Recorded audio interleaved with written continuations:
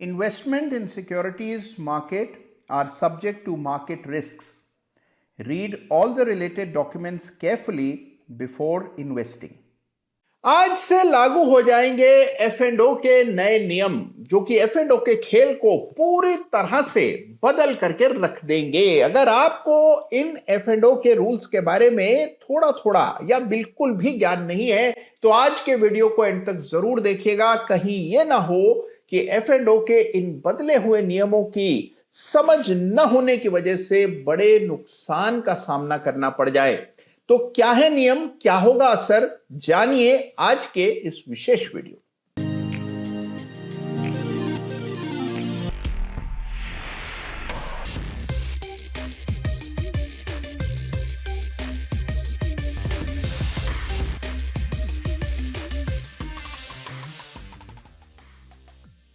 नमस्कार, जय श्री राम।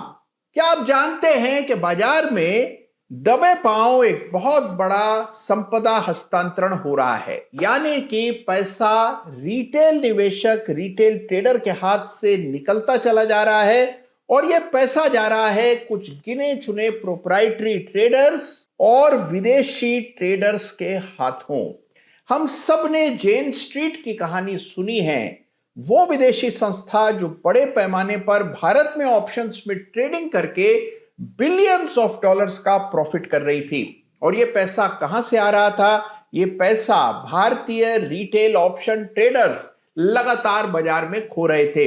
इसी तरह मिलेनियम कैपिटल और कई सारी ऐसी संस्थाएं हैं जो लगातार ऑप्शन के बाजार में अपनी यूनिक और बहुत ही एडवांस स्ट्रेटजीज का इस्तेमाल करके, यानी HFT और इस प्रकार की स्ट्रेटजीज का इस्तेमाल करके बड़ा पैसा नियमित बना रही हैं। और रिटेल निवेशक पिछले 3 वर्षों में लगभग 2 लाख करोड़ रुपए का नुकसान डेरिवेटिव कारोबार में कर चुके हैं। यह सेबी रिपोर्ट से खुलासा हुआ है।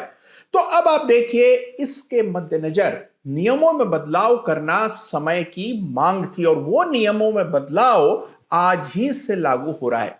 इससे देखिए पूरा खेल बदल गया। यानी ऑप्शंस और फ्यूचर्स को जिस तरह से हम अप्रोच करते थे, काम करते थे, वो पूरा आज के बाद एक नए अवतार में, नए स्वरूप में आपको दिखेगा। अगर अभी तक आपको इसके बारे में जानकारी नहीं थी या इन बदले हुए नियमों का क्या असर पड़ेगा इसका मालूमात ठीक से नहीं थी, तो आज का वीडियो आपके बहुत काम आने वाला है, क्योंकि मैं आपको बताऊंगा कि अब ऑप्शन के ट्रेड पर क्या असर पड़ेगा इन बदले हुए नियमों का। तो आइए सबसे पहले समझते हैं कि क्या बदलाव आने जा रहे हैं। सबसे बड़ा बदलाव जो है वो है लॉट साइजेस में मामूली नहीं, बहुत बड़ी वृद्धि होने वाली है। पहले ऑप्शंस के कॉन्ट्रैक्ट वैल्यू की अगर आप बात करें तो लगभग 5 से 10 लाख रुपए के कॉन्ट्रैक्ट होते थे।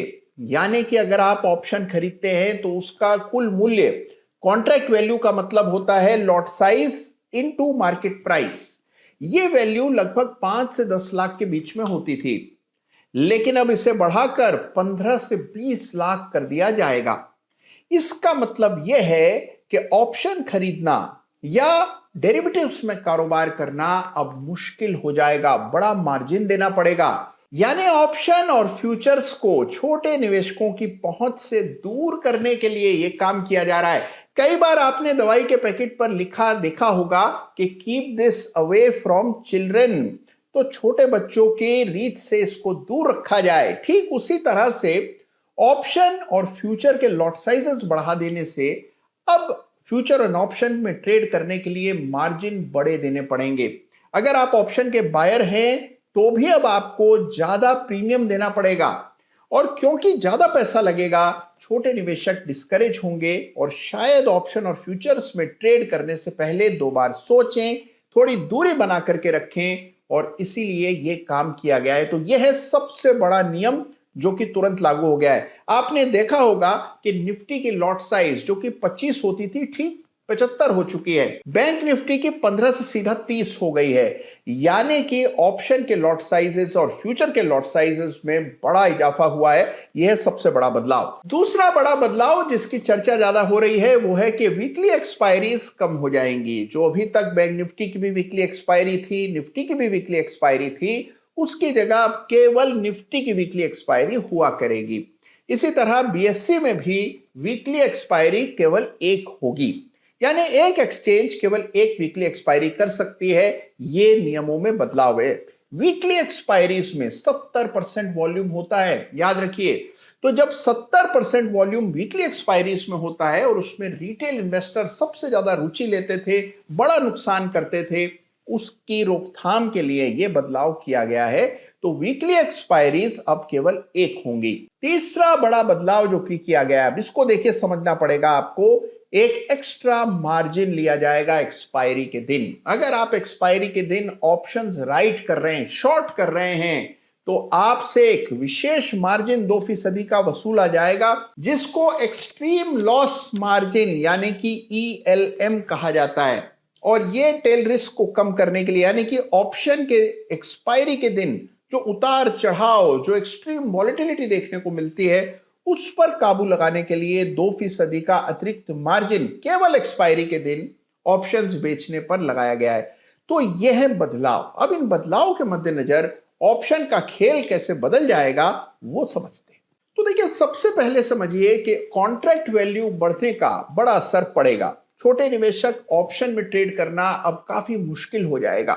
साथ ही बड़ी पोजीशंस डेरिवेटिव्स में बनाना, विशेष रूप से ऑप्शन सेलिंग करना बहुत ही मुश्किल हो जाएगा, क्योंकि बड़ी बड़ी लॉट साइजेस हैं, ज्यादा मार्जिन देने पड़ेंगे, जो छोटे निवेशकों के लिए आमतौर पर उनके बस की बात नहीं होती है। ऑप्शन खरीदने के बारे में जरूर अभी भी रिटेल निवेशक सोच पाएंगे, लेकिन ऑप्शन बेचना बेहद मुश्किल हो जाएगा।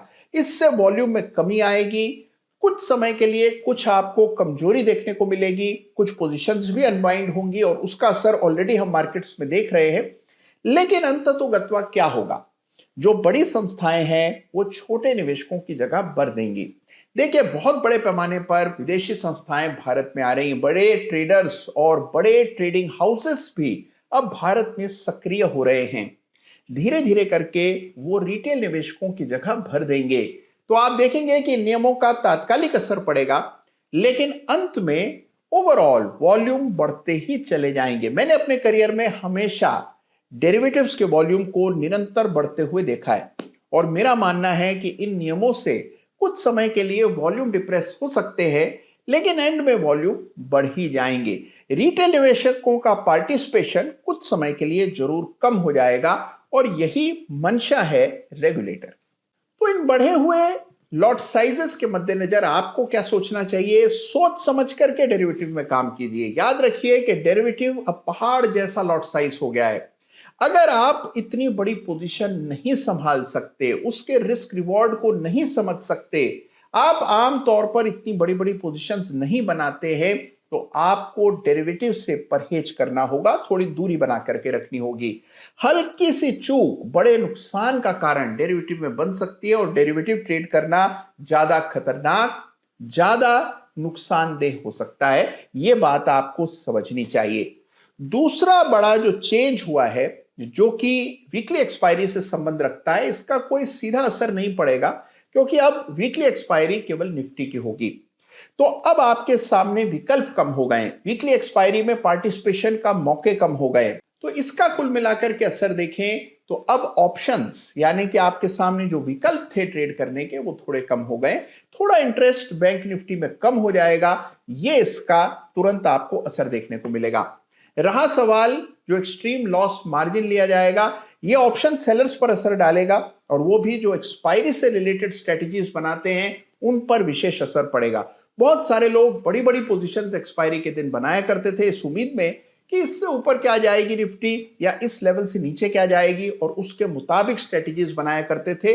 उन पर इस अतिरिक्त मार्जिन का असर पड़ेगा। तो कुल मिलाकर असर होना चाहिए और होगा भी, लेकिन अंत में जिस प्रकार के हमारी बाजार की ग्रोथ है, इन बदले हुए नियमों को भी बाजार पचा लेगा और डेरिवेटिव का कारोबार फूलेगा फलेगा। लेकिन हमेशा की तरह आपको याद दिला दूं कि डेरिवेटिव्स जो हैं एक प्रोफेशनल इंस्ट्रूमेंट है। इसकी परिकल्पना ही यह है कि यह पेशेवर निवेशकों के लिए बनाया गया है। अगर आप स्वयं को पेशेवर नहीं समझते हैं, अभी बाजार में नए कदम रख रहे हैं, धीरे धीरे सीख रहे हैं, तो इसका मतलब यह है कि अभी आप डेरिवेटिव के लिए तैयार नहीं हैं। Derivatives are meant for professional participants. तो थोड़ा इंतजार कीजिए, पेशेवर हो जाइए, फिर जमकर डेरिवेटिव्स में काम कीजिएगा। लेकिन अगर आप अभी नए हैं तो पहले सीखिए, सीखने पर फोकस रखिए। और बाजार केवल डेरिवेटिव्स ही नहीं है, इतना व्यापक बाजार है जहां बहुत और तरहों से आप पार्टिसिपेट कर सकते हैं। तो उम्मीद कर रहा हूं कि इन बदले हुए नियमों के बावजूद भी आप बाजार में अपनी जगह सुनिश्चित करेंगे। और हां, बाजार एक ऐसी जगह है जहां कुछ ना कुछ बदलाव लगातार होता रहता है। Change is the only constant in the market. तो अपने आप को बदलिए, अपनी स्ट्रेटजीज को बदलिए, लेकिन एक चीज कभी मत बदलिएगा, और वो है लगातार इस चैनल को सपोर्ट करना और हमारे वीडियोस को लाइक करना। तो कैसा लगा आपको आज का वीडियो जरूर बताइएगा। ख्याल रखिए अपना। धन्यवाद आपका। जय हिंद, जय भारत।